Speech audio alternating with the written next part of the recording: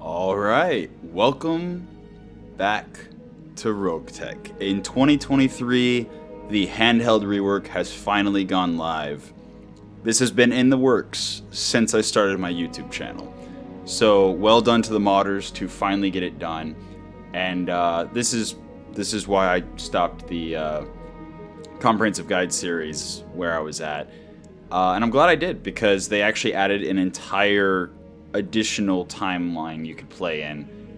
So whenever I do navigation for tomorrow, probably, I'll either do store or navigation tomorrow.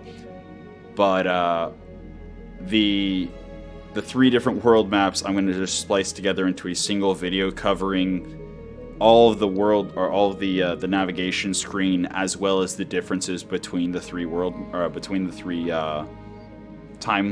the times you can choose whenever you install Roguetech. Most of the comprehensive guide information is still very much consistent, but this first video, before I go into the continuation of the comprehensive guide series playthrough, which is going to be a very tutorialized, heavy focus on every little thing and making sure that it's perfectly clear what I'm doing, why I'm doing, how I'm doing, etc. But the biggest part of the Errata is the Mech Bay. This was the key to the handheld rework. This isn't what I'm going to use for the actual the comprehensive guide playthrough, but I went ahead and started with the Brads and Bulls start with the Hatchet Man as the commander reward, so I could show you. First of all, vehicles cannot be refitted still, in part because yeah, that's still the Hatchet Man. Little bit of delay there. Vehicles cannot be refitted still, in part because since there's no heat issues, it would be really easy if you could just throw on whatever you wanted. So they are still a stock kit whenever you have a vehicle. Whatever they have is what they've got. Now, battle armor. Let's just pop. Oh, no. I keep forgetting I have to. So the battle armor is really interesting. This is the new interface, more or less. This weird long thing, this is going to be resolved. It should just be the 3 boxes per. But the battle armor has boarding claws in every location, and the... of course I can't, because it glitched, right. But yeah, battle armor has the battle armor quirks, has the 2 locations in the 2 slots in each location, and the boarding claws. They have very low tonnage, but here's the cool part about this. They now have all sorts of little perks, making them great for scouting. And they get +1 defense in addition to the +3 evasion from movement and +2 max evasion. So yeah, battle armor is better now. I wonder, I don't know yet. I haven't dropped on a mission. I've just mostly been messing with the interface to see what I needed to include in this errata. But I'm curious if you still get an injury just from having one of the battle armor troopers go, or if your Mechwarrior just gets injured from, you know, the whole thing going. I don't know. It was one of the things that made battle armor harder to use before, but it's fine either way. But more importantly, the Mech Bay here, just like with mechs, you can increase armor, you can decrease armor. But yeah, battle armor, very limited what you can do with it. But you can already see the interface looks different. Well, whenever we go to the Mech Bay, to the Hatchet Man, first off, notably, all of the weapon icons are now color-coded, so if you're not colorblind, slight improvements so that you can more easily see and distinguish what goes where. But oh, they also fixed the I just noticed they fixed the, it never would show what the actual jump jets you could bring was, and now it can, and it's doing it again. Yeah, there's still a little bit of jank. They're still working on it. But yeah, here we go. So this is the new interface. You'll notice a lot of differences, probably, maybe. But the biggest one is now up in the corner here is where the armor and structure slots are. The perk for the mech is still there, but now the armor and structure slots are here. If you have, for example, Pharaoh or Indo, I believe it still does take up slots in the actual, mech itself. Don't quote me on that one. I haven't gotten Indo or Pharaoh yet on the different starts I've been poking at. But the big difference, the huge difference, is now those specialist slots are in the left and right torso. Center torso is much smaller, or not so much smaller. It doesn't have the Indo and Pharaoh slot, or the structure and armor slots anymore. So it's just the gyro, the engine, the cooling, etc. You'll also notice that the different sections have different slot numbers. And these two handheld slots are the big new thing. So you can now have a weapon in each hand, or a sword and a shield, or going Rambo with a couple of autocannons, handheld whatever, handheld rifles. That's what they were. But yeah, you have this new magical distribution. So no longer can you just have a melee mech with the two melee weapons or whatever, and until your center torso gets destroyed, you still have both melee weapons. Now, if you're running a melee mech, you actually, if you lose an arm, you lose your weapon, which is amazing. But more importantly, things have been moved around a little bit. So the jump jet and different hardpoint slots here, that's over here. I believe it used to be up here.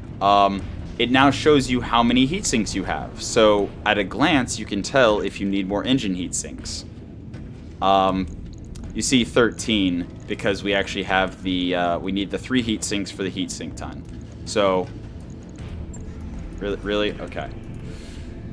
Yeah, if you're gonna start playing as of the video being recorded on the 23rd of January, it's still very janky because they literally just they literally just put it out, and I actually had some difficulty getting it running. But those stability issues, just like every time they do anything massive, there's going to be issues. They're modders. They don't have access to the actual game files that the developers use to. Why can I? But the actual files and the actual operating or development suite with all the everything accessible is not what they're working with. They are modding the game, which means they are doing their best to gain access to and customize. Okay, am I gonna have to literally quit out and load back in?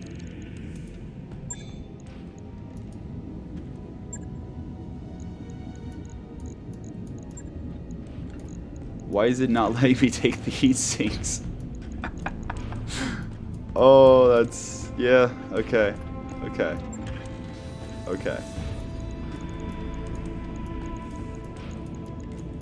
Yeah, for some reason the heat sinks...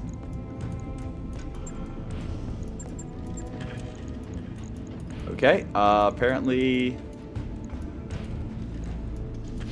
yeah, so... stability is a problem. There are some issues, but once they get them sorted, this is going to be amazing. You still have the mech quirk. You see up here the carry weight, so they actually show you now what the carry weight is, and you'll see the total left hand, right hand. So the left hand, right hand is, as shown, a certain amount. But if you have more than that in one hand, you see two-handed required right there underneath the right hand. Since it's a tooltip, I can't point at it with the mouse. But so the left hand, right hand usage shows whether it's able to be held in one hand or has to requires both hands to use. And then the leftover would be for specialist slot items. And I assume if you have specialist slot items that... Actually, I don't even know if there are specialist slot items that are heavier than the 0.5 there. But I assume you would be able to use some of the hand weight for your specialist slot items if you don't have anything in your hands. Maybe. I can't even say for sure, which is cool. I would really love to have been able to spend more time with it and get more definitive answers. But, yeah, the fact that this is available here is nice. There's the tools up here that still show, you know, what is going on with the mech are available. You still have the arm actuators, shoulder, upper, lower, hand if the mech has them. And again, the color coordinated hardpoint shows more clearly what at a glance you can put in each location. But yeah, the things moved around a little bit. The armor and structure to the side instead of being in the center torso, and the hands and specialist slots, that's like the primary out of combat changes. There's been some stuff in combat as well, but we'll go over that when the time comes. You see heat sinking, end of turn, end of movement. They changed how cooling works just a bit. Or not necessarily how it works, but how it's displayed. Let's put it like that. So it shows how it's displayed. So the Alpha Strike heat is 42 heat, and you sink 39 heat with this build at the end of the turn. And then the heat delta is even listed, which is, I think, really nice because sometimes brain is mush and head empty, no thoughts, and you end up with the wrong number. I am looking forward to seeing how, like, if it actually includes all the things. Like, if you have a rack, whatever, if you have a rotary autocannon of any kind, is it going to show the Alpha Strike heat for going all in? I don't know. Movement, still basically the same, more or less. Durability, still basically the same, more or less. There's the damage reduction is nice. I again haven't had a chance to mess with it to see what it does, how accurate it is or anything, but it's nice. And the damage, all the range brackets are all pretty consistent.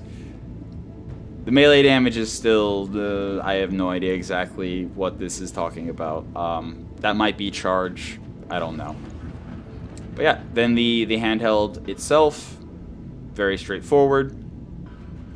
Requires hands, weighs whatever carry capacity tonnage, and does whatever it does. So those are the changes to the Mech Bay. Nothing like massive as far as functionality goes, but as far as ease of use, just what's it called?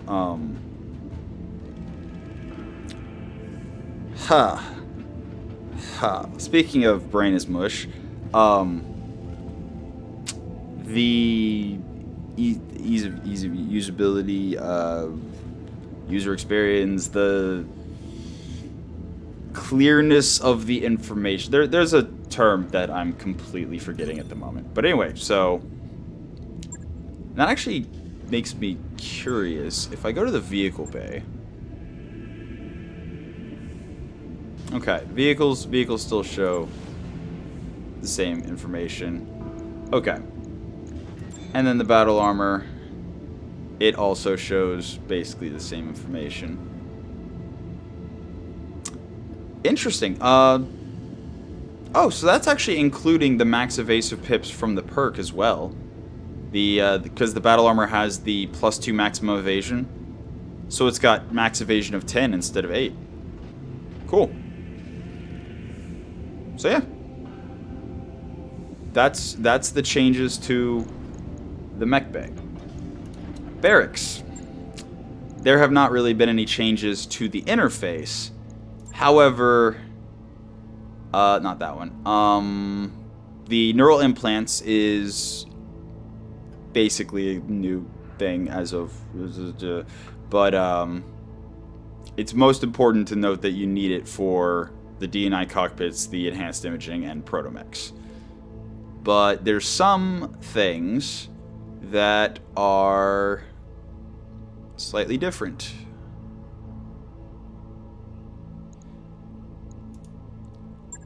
I know there are. I saw some.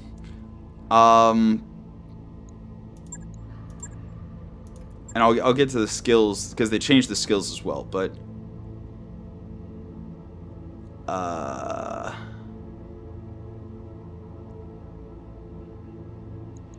okay. Now I feel like I'm going crazy. Because no, these are all the same. These are I know I saw. Do I just not have anyone?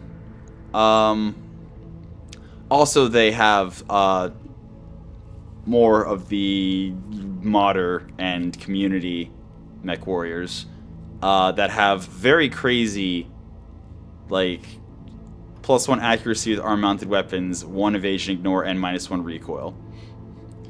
That's really strong. Like, really strong. Support Wrangler. +1 walk point, +1 medtech. 25% chance to nerf or buff your C-bills by 2500. Good stuff. But I'm specifically looking for recruitment thievery.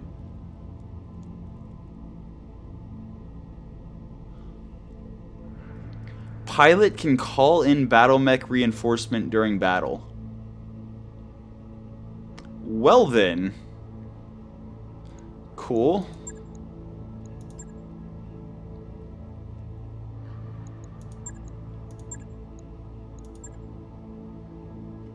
Okay, I must not have anyone that had that. Basically, resolve. Resolve is the big change. Yeah, because this is like the 4th or 5th thing I've started to just look at the changes and check them out. And every time I got a couple that were like resolve increase, reduced cost, blah blah blah. So gunnery does exactly the same thing still. Chance to hit, jam chance, unjam chance, or reduction of jam chance and unjam chance. Piloting still does melee accuracy and initiative randomness, still gives tanks and VTOLs bonus movement. And I haven't been able to experiment much past, you know, if anything else gets added further down the line, I don't know of it yet.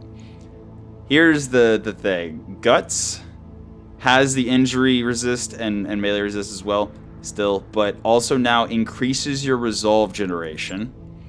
And tactics still is initiative, sensor roll, offensive push accuracy, and reduce hesitation, but it also reduces resolve costs. So tactics is de facto the best skill now. At least in my humble opinion. Because while none of the early stuff needs resolve to use,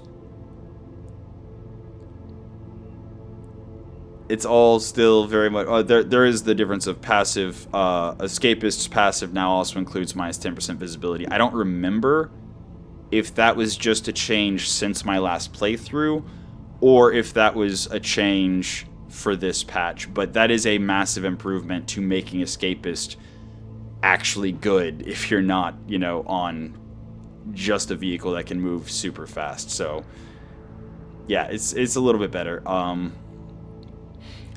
But yeah, all these are basically the same. The big change... Actually, wait. Plus 25%? No, that was already like that. I'm pretty sure. You know, part of it is just I'm like trying to keep track of like what changed from when I was last playing the playthrough that I played to the new patch that I updated to after that playthrough ended to this patch. But I'm pretty sure none of these changed, except for maybe that 10% visibility. Not sure. However, What changed for the handheld rework is now all of the top tier, all of the level 8 abilities cost resolve. So you're now going to have to manage the resolve costs of all of the things that all of your mech warriors can do. Which means that having reduced resolve cost on all of your mech warriors is going to let you do all the things more often. Which is pretty good. And it also gives guts more value, because generating additional resolve, again, will let you do all the things more often.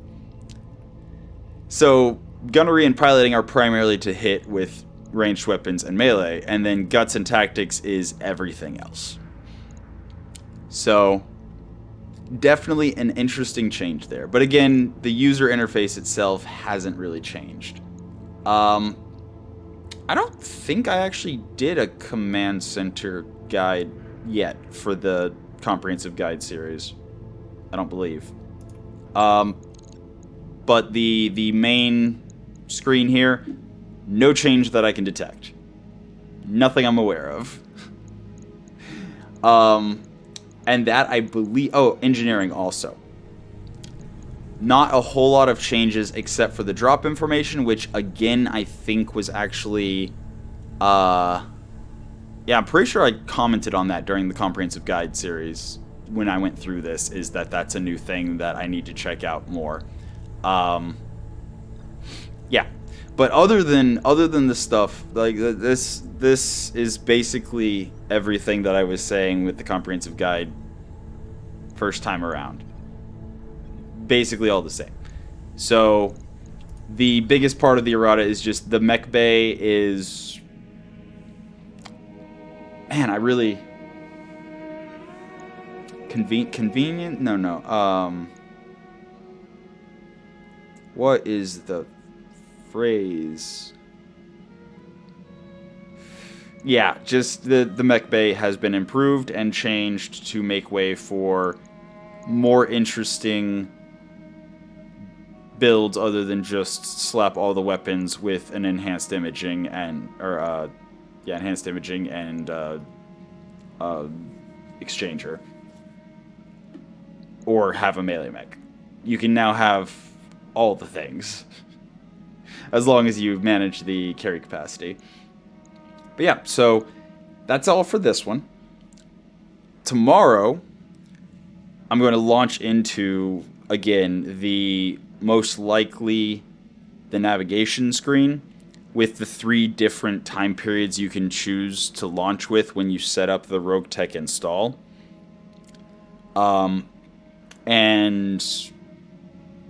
after that, I believe, need to cover the store and the command center, and we'll go over that. The command center, I'm literally just going to save until I'm starting the actual playthrough, the tutorial playthrough, to help with onboarding and to help get over any difficulty curve that you might be struggling with.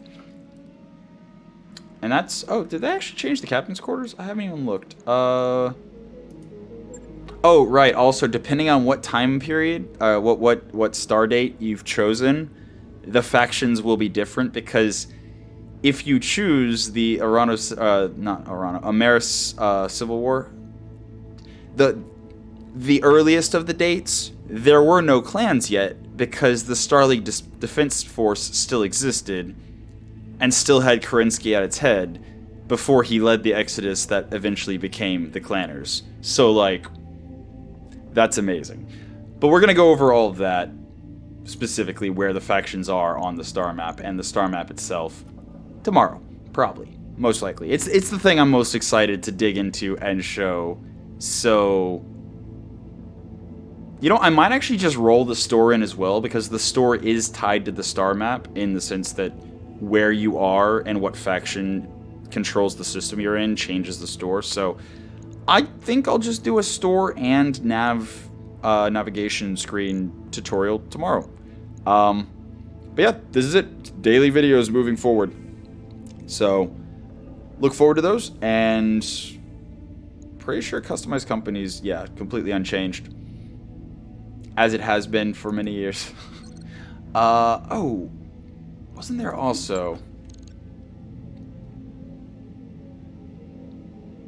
Right, no, because I'm playing Wartech 2C, yeah. If you're playing the online war, I believe there's a button underneath your mercenary unit's name that you can get the necessary information to bring to the online war Discord to join the online war.